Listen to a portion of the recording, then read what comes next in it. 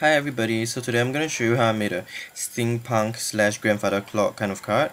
You start out with a 20cm by 20cm card, approximately 8 inches by 8 inches, and it's dark blue, and the theme of the card is rather brown and bluish, so it's quite a masculine kind of card. So if you're giving to a girl, you might want to switch up the colors.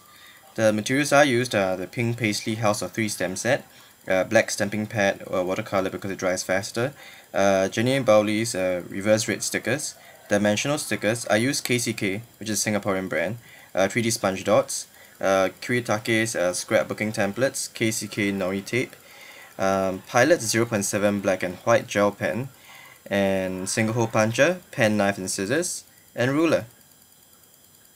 Okay, the elements of the card includes a 6" by 2 3/4 inches of about 15cm by 7cm card from Basicgrey, 6x6 paper pad from the Wonder collection. The brown piece is from says Moonrise, and the ground clock piece I made out of Pebbles downtown collection. The pearl and bronze pieces are things I just kind of found around the house, and there's also that sentiment there that I printed out from the computer. The reason I didn't write my sentiment is because my handwriting is really bad. So the fonts used are from davefont.com, which is the blackadder ITC, and the Time to Get a Watch font. So I went ahead and stuck down the brown piece, which is 5cm by 10cm, onto the bottom part of the orange polka dotted piece. Okay, and this clock and gear elements require you to take like no circular objects and like draw around them and just cut them out. For the gears, I wanted to do a pattern on them, so I took these two from the stamp collection, and I just randomly stamped on the corners rather than stamping the entire image down.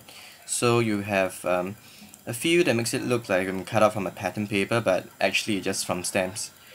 And how to make the gear light thing? Well, what I did was I drew about 8 lines equally around each other, and I took a single hole puncher and then just punched around the thing, so it made it look like gears. And basically I just stuck a brad through the center, and voila, you have the gears.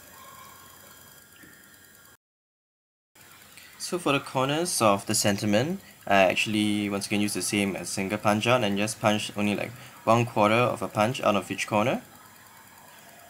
And so this is what I did. I drew kind of like a pendulum in the brown area, and then I stuck it onto the card.